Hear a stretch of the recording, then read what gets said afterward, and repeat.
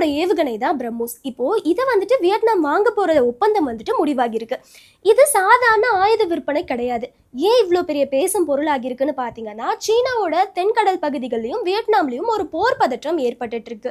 இந்த மாதிரியான ஒரு டைம்ல வியட்நாம் இந்தியா கிட்ட இருந்து இப்போ பிரம்மோஸ் அப்படிங்கிற ஒரு ஏவுகணையை வாங்கியிருக்காங்க. இதெல்லாம் ஒரு பக்கம் இருந்தாலும் ஆல்ரெடி பிரம்மோஸ் ஏவுகணையை பிலிப்பைன்ஸ் வாங்கியிருந்தாங்க. அதுதான் முதல் வெளிநாட்டு வியாபாரமா இருந்துச்சு பிரம்மோஸ் ஏவுகணையை பொறுத்த வரைக்கும். இப்போ இந்தோனேஷியாவும் இந்த ஏவுகணையை வாங்குறதுக்கான இறுதிக்கட்ட பேச்சுவார்த்தையில இருந்துட்டு இருக்காங்க. அப்படி இந்த ஏவுகணையில என்ன ஸ்பெஷல் இருக்கு தெரியுமா? ஃபர்ஸ்ட், இந்த ஏவுகணையை இந்தியாவும் ரஷ்யாவும் சேர்ந்து உருவாக்குனாங்க. அண்ட் இது லைட்டை விட ரொம்பவே வேகமா டிராவல் பண்ணக்கூடியது. சுமார் 2.8 மடங்கு வேகம் கொண்டதுன்னு சொல்றாங்க. அண்ட் இந்த சூப்பர்சானிக் ஏவுகணையில இன்னும் நிறைய ஸ்பெஷல் திங்ஸ்லாம் இருக்கு.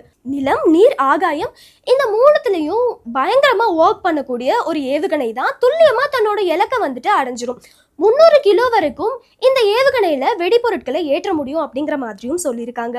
ஸோ ஒரு வினாடிக்கு 900 மீட்டர் வரை டிராவல் பண்ணக்கூடியது தான் பிரம்மோஸ் ஏவுகணை. இந்த பிரம்மோஸ் ஏவுகணை இப்ப பெரும் டிமாண்ட்ல இருந்துட்டு இருக்குன்னு தான் சொல்லணும். ஏன்னா பல நாடுகள் இதை வாங்குறத பத்தி கன்சிடர் பண்ணிட்டு இருக்காங்க.